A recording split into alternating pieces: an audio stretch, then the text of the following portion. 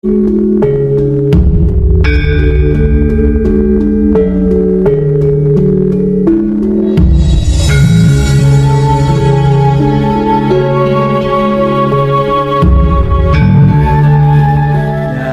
betul-betul betul. Nah, dengan pesan apa tadi itu, Persatuan Spiritualis Nasional yang dipimpin oleh seorang profesor doktor, ahli hukum, ahli pendidikan. Jadi gelarnya itu panjang deh, Profesor Doktor Jarod Abu siapa, Jarod Abu apa siapa gitu ya.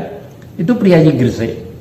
Dan itu selalu dengan saya, selalu bersama-sama, lalu nanti itu buat program. Nah, programnya apa? Programnya tuh satu, harus menjaga budaya-budaya adat nasional, apapun bentuknya, kuda lumping kayak, kentrung kayak, jaranan kayak, lodruk kayak apa dan lain sebagainya itu ya. Jadi dengan punahnya mereka, kita itu ikut prihatin, karena suatu negara itu kekuatannya ada pada budaya. Di Amerika, yang membuat Amerika wibawa dan terkenal itu bukan Hollywood dan New Yorknya. Yang membuat terkenal itu adalah koboi ya, koboi yang tebak-tebakan waktu kita masih kecil, senang pakai topi ini, lalu celananya ngisor obo itu ya. Nah, daratan Cina bukan karena ilmunya dan karena Jackie Chan.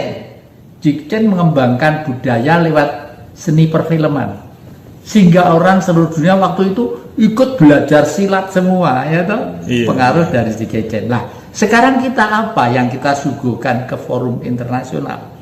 Sementara gamelan, bahkan wayang, bahkan macam-macam itu sudah hampir dimiliki oleh bangsa lain. Dan nanti kalau sudah dipatenkan di sana, ya kita bagaimanapun ya sudah kalah.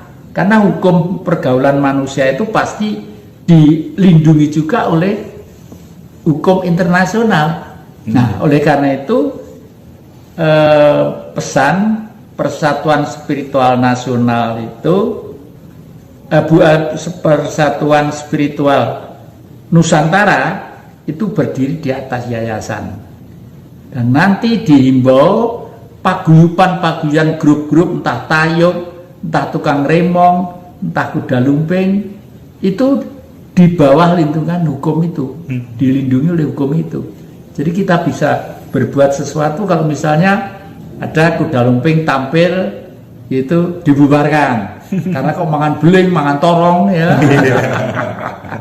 Dulu mungkin adik-adik nggak nyepat lihat ya, waktu kemerdekaan merebut revolusi kemerdekaan, perang untuk supaya kita merdeka, sing wani perang yang terdepan itu siapa? Ya tukang mangan semprong, tukang paling gak dibedel deh, meskipun ditembak ya dor ya glosek tenan gitu loh ya.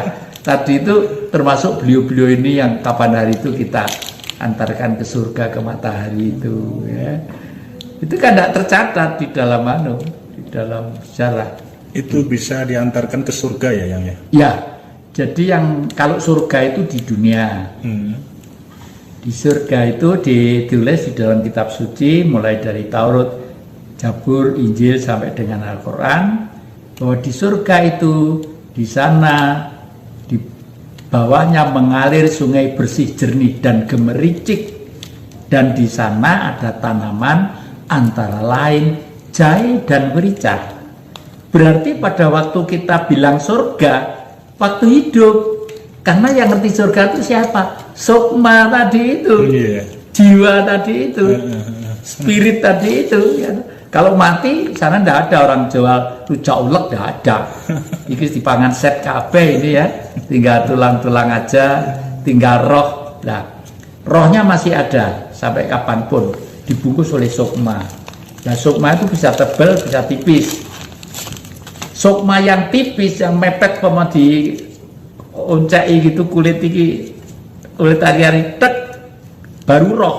Itu kalau kita berani berkorban untuk kepentingan bangsa dan negara, dijamin itu ya. Sebentar ya, menurut pandangan yang jadi dari semua manusia itu nanti akan masuk surga semua ya?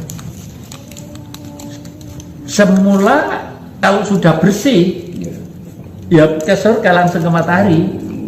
Oleh karena itu matahari itu pemberi kehidupan.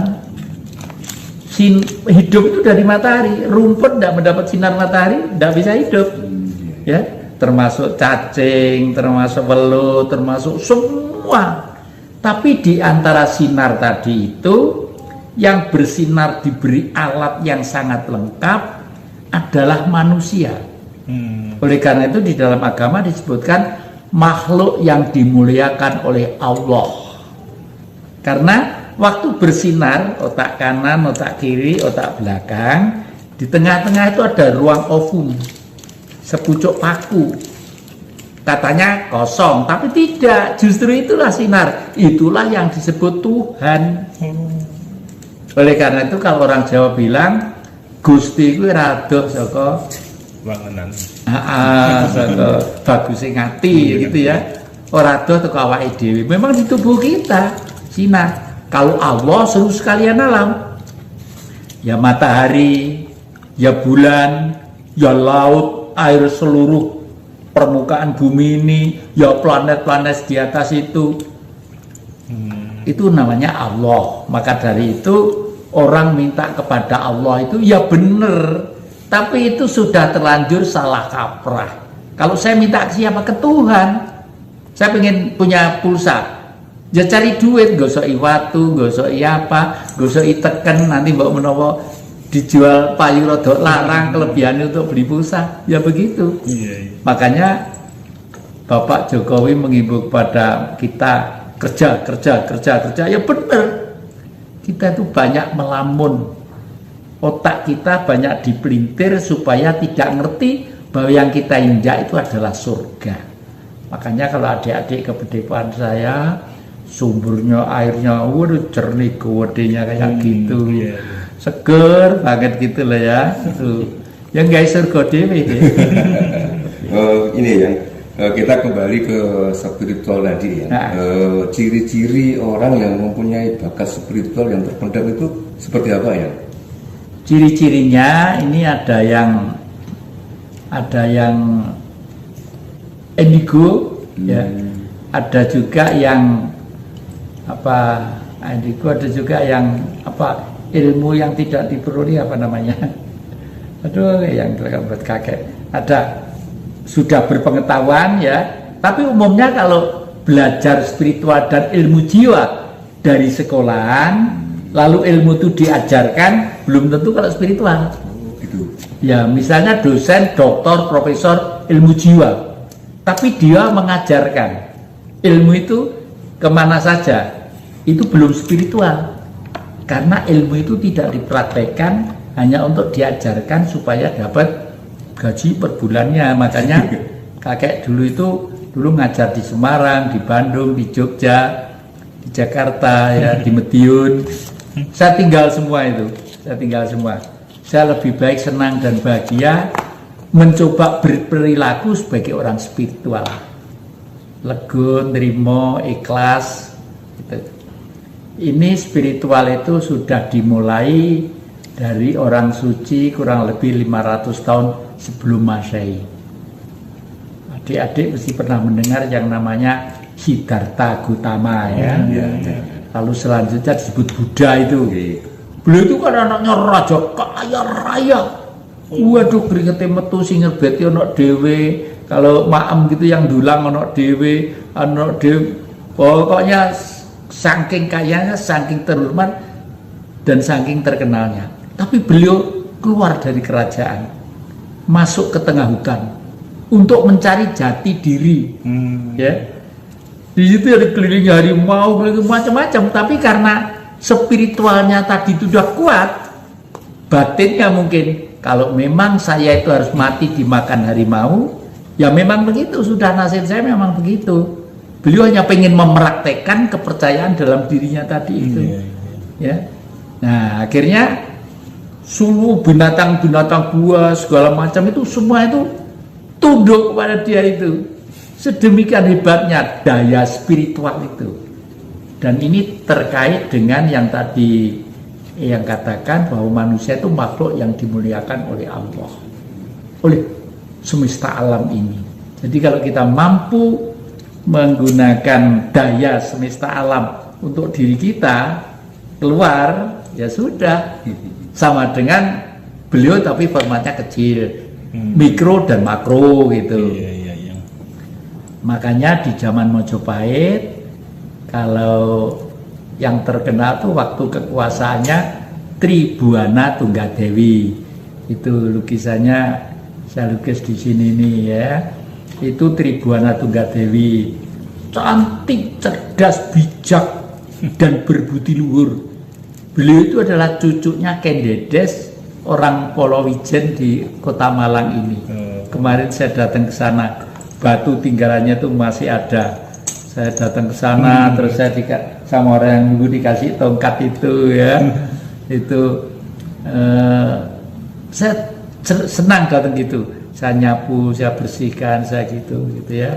Karena beliau adalah seorang wanita yang rahimnya itu melahirkan raja-raja besar di Nusantara. Dan di bawah kekuasaan Tribuana Tunggadewi lah Mojopahit menguasai 3/2 dunia. Wah, bukan karena perang. Mojopahit tidak pernah perang.